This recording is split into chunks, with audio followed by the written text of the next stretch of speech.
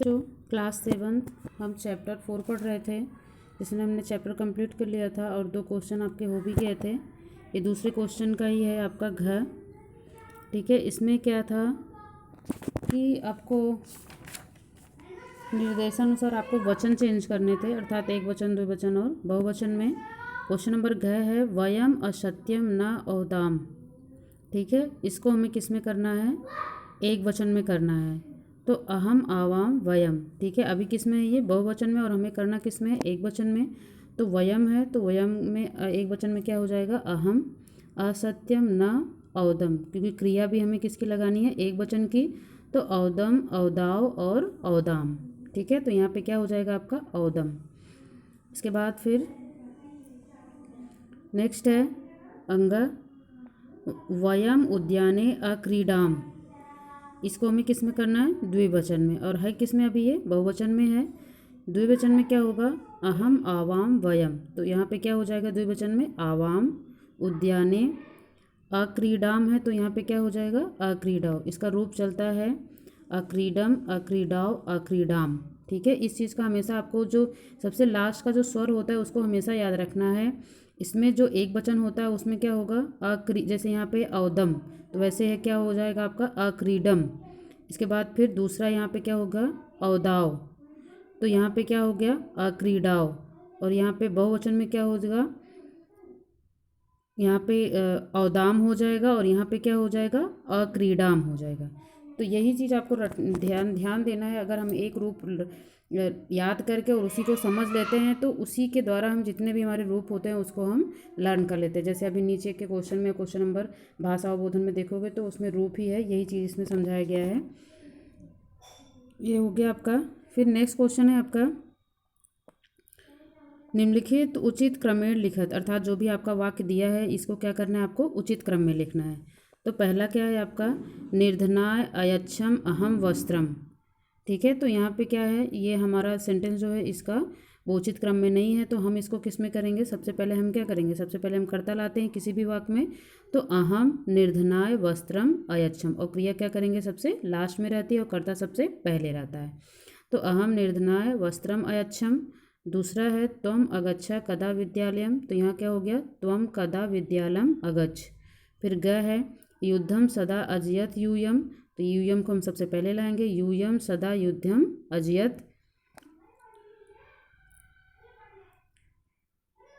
इसके बाद फिर घ है भारतस्य वयम आसम ऋषय। तो यहाँ पे क्या हो गया? वयम भारतस्य ऋषय आसम। तो यही है कि हमें सारे भी जितने भी हैं इसको हमें उचित क्रम में करना है। फिर नेक्स्ट क्वेश्चन है आपका निम्नलिखित धातु नाम लंग लकारस उत्तम पुरुषस्य रूपाण लिखता। अर्थात यहाँ पे जो भी आपको ये सारे क्या दिए गए हैं? धातु दी गई हैं, और इन्हीं से रिलेटेड आपको लंग लकार का रूप लिखना है, वो भी किस में? उत्तम पुरुष में, जिसको अभी आप पढ़ रहे हो। तो यही चीज़ आपको हमेशा यहाँ पे ध्यान रखनी। देख रहे हो अकथयम, तो यहाँ पे क्या हो गया? अभ्रमम, अनृत्यम, आसम। ठीक है, तो सबका प्रोनाउंसिएशन एक जैसा है। फिर यहाँ पे अकथयाव, अभ्रमाव, अनृत्याव, आश्व। ठीक है, अब यहाँ पे क्या हो गया? अकथयाम, फिर अभ्रमाम, अनृत्याम, आस्य, आसम, आसो, आस्म, आस्य।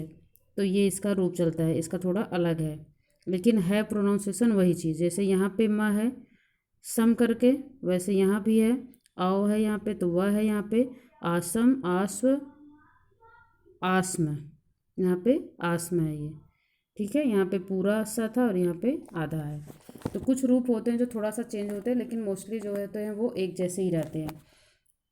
इसके बाद फिर नेक्स्ट क्वेश्चन है हमारा लंग लंग लकार से उचित रूपेण रिक्त स्थान पूर्यत। अर्थात लंग लकार का जो है वो रूप जो है यहाँ पे उचित क्रम में हमें उसको धातु रूप लगाना है, अर्थात उसकी क्रिया को हमें उचित क्रम में यहाँ पे लगाना है। जैसे यहाँ पहला है अहम वृद्धम नरम। तो इसका क्या होगा यहाँ पे क्रिया? अनमत, अनमम, अनमम, अनमह। तो अहम वृद्धम नरम अनमम होगा। अनमम का मतलब होता है नमस्कार करना। ठीक है, मैं वृद्ध को नम्रतापूर्वक नमस्कार करता हूँ। अहम के लिए क्या होगा? अनमम। फिर है वयम कविताम अस्मराम। अब आप ध्यान ही दोगे कि यहाँ पे न तो अस्मरण होगा न स्मृत होगा, बल्कि अस्मराव। जैसे आप यहाँ पे देख रहे हो कि जो वयम है, अहम, आवाम, वयम, वयम के लिए अर्थात बहुवचन के लिए कौन से रूप चल रहे हैं, ये वाले। तो जाहिर सी बात है यहाँ भी आपका याम करके, राम करके जो भी आपका आ रहा है लास्ट में वही आएगा। फिर ग है आवाम उद्याने अभ्रमौ, जैसे आप यहाँ पे देख रहे हो, ठीक है, याव करके। इसके बाद घ है अहम रात्रौ गृह कार्यम अकरम, तो यहाँ भी आप देख रहे हो ऐसे ही आएगा क्योंकि अहम क्या है, एक वचन में है, ठीक है। इसके बाद फिर पद परिचय है आपका। नेक्स्ट क्वेश्चन, पद परिचय।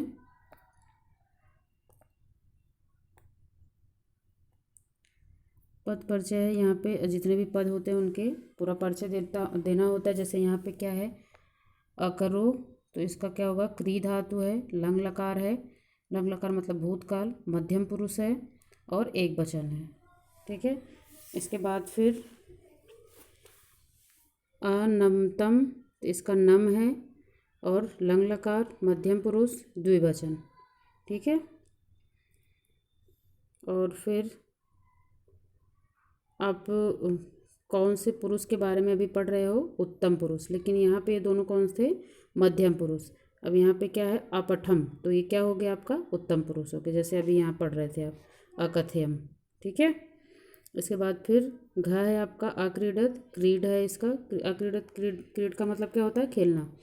तो यहाँ पे क्रीड जो हो गया वो धातु हो गया, लंग लकार है सबका क्योंकि सब में आ लगा हुआ है, इस चीज़ का ध्यान रखना। जिसमें भी क्रिया के आगे सब में आता है तो वो क्या हो जाता है आपका, लंग लकार अर्थात भूतकाल।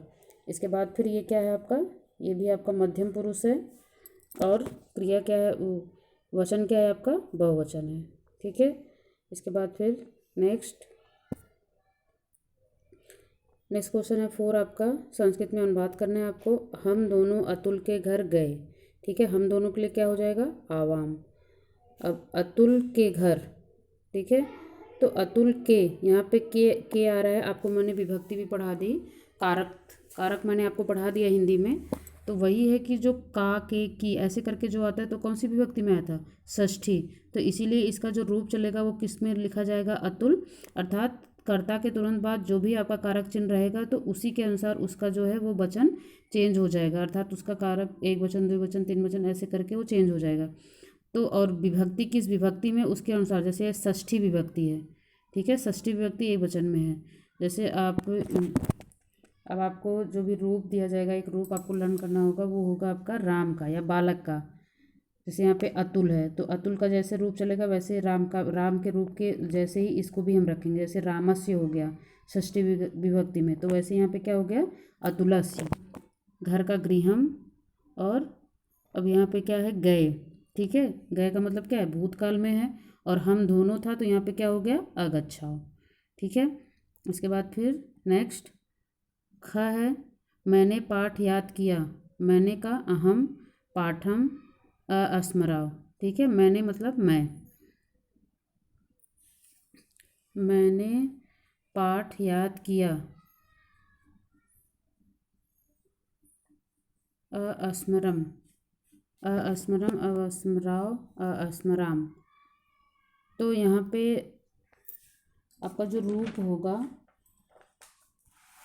वो आपका इसमें अस्मराम दिया होगा। चलो ठीक है, एक बार मैं फिर आपको देख के बताऊंगी कि यहाँ पे क्या होगा, क्योंकि यहाँ पे क्या है, मैंने, तो मैंने तो आपका एक वचन में ही आता है, ठीक है। इसके बाद फिर ग है, ग में मैंने लाल किला रक्त दुर्गम देखा, लाल किला मतलब रक्त दुर्गम, मतलब लाल किला को संस्कृत में क्या कहते हैं, रक्त दुर्गम, ठीक है। तो यहाँ पे क्या हो गया, अहम रक्त दुर्गम अपश्यम। हाँ, तो आप इस चीज़ को ध्यान दो, देखो क्योंकि यहाँ भी मैंने है तो यहाँ पे आपने देखा, देखने के लिए क्या लगा है, अपश्यम, तो वैसे यहाँ पे क्या होगा, अस्मरम होगा, ठीक है। आप इसको सही कर लेना, यहाँ पे बाई मिस्टेक हुआ है, अस्मराम हो गया है, वो क्या होगा आपका अस्मरम, ठीक है, अस्मरम होगा ये। और यहाँ पे हो गया अहम मतलब मैंने, रक्त दुर्गम लाल किला, अपश्यम मतलब देखा।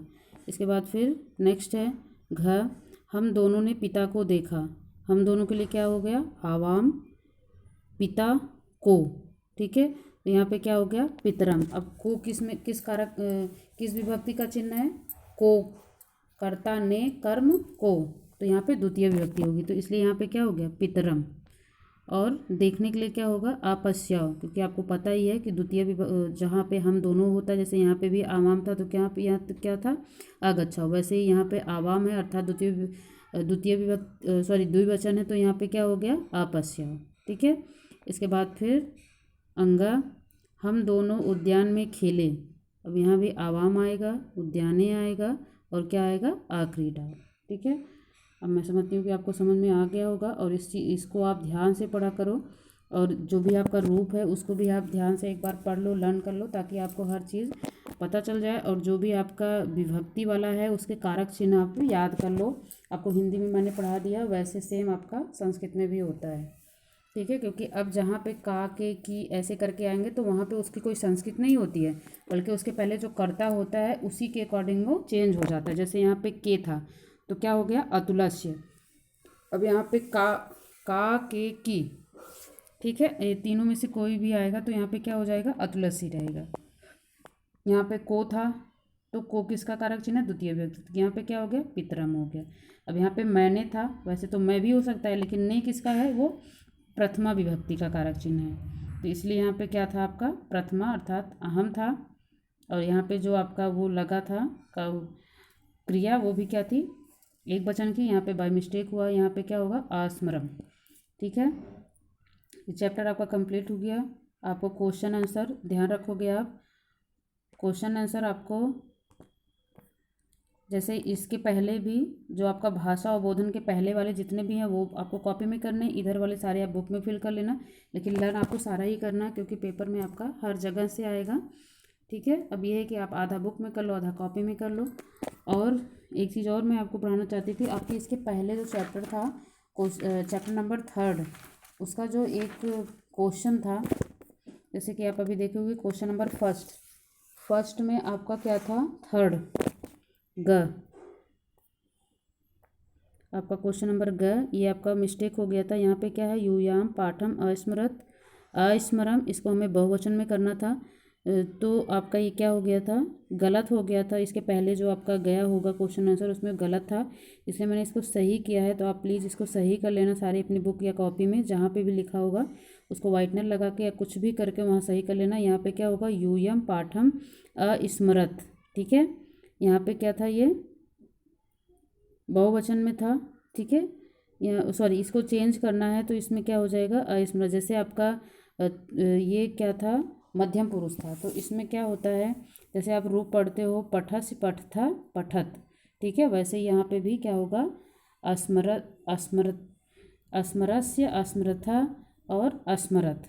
ठीक है, पठस पठथा पठत होता है तो वैसे यहाँ भी अस्मरस्य अस्मरथा और अस्मरत।